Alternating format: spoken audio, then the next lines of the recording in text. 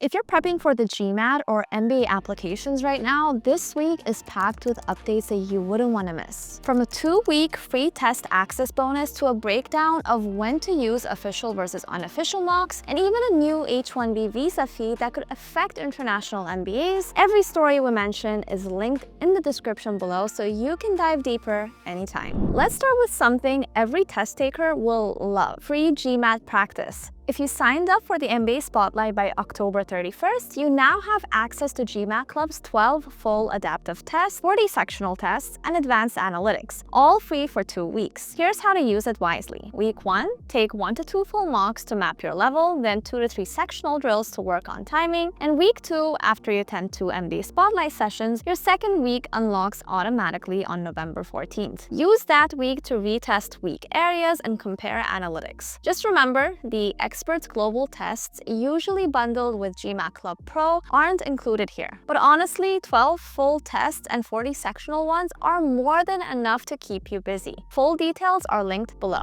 Now, if you're wondering which test to take when, official or unofficial, let's clear that up next. Official versus unofficial practice. Which one should you actually rely on while studying for the GMAT? Here's a simple framework. Use MBA.com official mocks when you want the most accurate score estimate, ideally for your first diagnostic, your progress checkpoints, and your final confirmation test before the real exam. Then rely on unofficial tests like GMAT Club, e-GMAT, or Experts Global for what the official ones don't offer: sectional tests, detailed analytics, and consistent timing practice. Unofficials help you build skill and stamina. Officials help you validate that skill. Remember, even official test scores can fluctuate 30 to 40 points, so don't panic. It's often you, not the test, that's changing day to day. The full breakdown by BB is linked in the description. If these tips help, make sure to hit the like button. It really helps other GMAT students find this weekly update. And speaking of practice, here's a real story of someone who used structure, not luck, to raise their score by 60 points. Ever felt like your verbal score is dragging your entire GMAT down? That's exactly what happened to Marco, until he rebuilt his approach from scratch. He started with e-GMAT's Master Comprehension module to learn how to read the GMAT way, then used a step-by-step CR framework: read, visualize, pre-think, then evaluate. The biggest game changer? An error log. By tracking mistakes, he discovered that bold-faced questions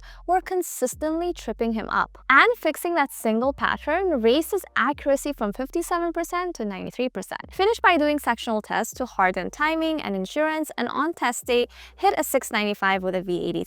You can read his full debrief in the description below. But maybe you're asking, can someone really improve that fast? Well, let's look at another thread that tackles that head-on. A user recently asked if it's possible to go from a 645 to a 715 plus in just 30 days. The community's answer?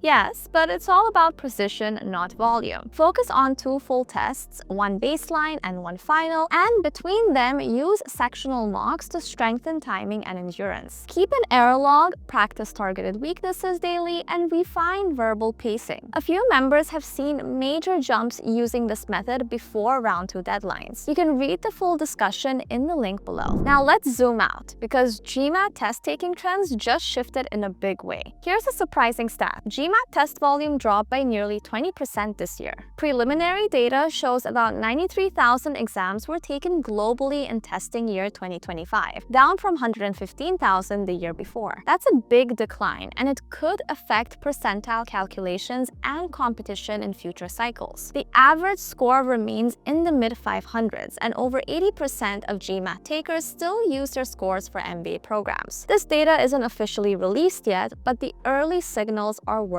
noting. Meanwhile, if you're choosing a prep course, GMAT Club just published a full ranking based on real student results. Choosing the right prep course can feel like guesswork, but GMAT Club has analyzed the verified student reviews to see which platforms actually deliver results. The new 2025 scoreboard highlights each course's strengths, weaknesses, and ideal study style, from quant powerhouses like Target Test Prep to structure-driven programs like e-GMAT. The full video breakdown with chapters and ratings is linked below. And now for international MBAs, there's a major visa policy update you need to be aware of. If you're an international student planning to work in the US after your MBA, here's a policy you can't ignore. Starting September 21st, 2025, new H-1B petitions filed from outside the US now include a $100,000 fee. The good news, if your employer files a change of status while you're in the US, you're exempt. So check with your employer whether they're filing domestically or through consular processing abroad. That's the difference between paying nothing or $100,000. This new rule could still face legal challenges, but for now, be proactive and confirm your case type early. Full details are in the link below. Now, a quick favor that helps the whole GMAT Club community. If you've received an interview invite, waitlist, or admit, take 30 seconds to update the decision tracker. It helps other applicants set expectations and track school timelines in real time. The links are in the description. Speaking of interviews, we've got a free live session this week to help you prep. On November 5th, GMAT Club is hosting a live chat with mbaMission consultant Gabriela Samaya, focused on interview prep and round 2 strategy. You'll learn how to approach different formats from behavioral to team-based, what adcoms actually look for, and how to turn round 1 lessons into round 2 wins. No registration needed, just join via WhatsApp or GMAT Club live chat. All details in the description below. Ever wondered what really happens once your MBA application is in the system? Former admissions directors break it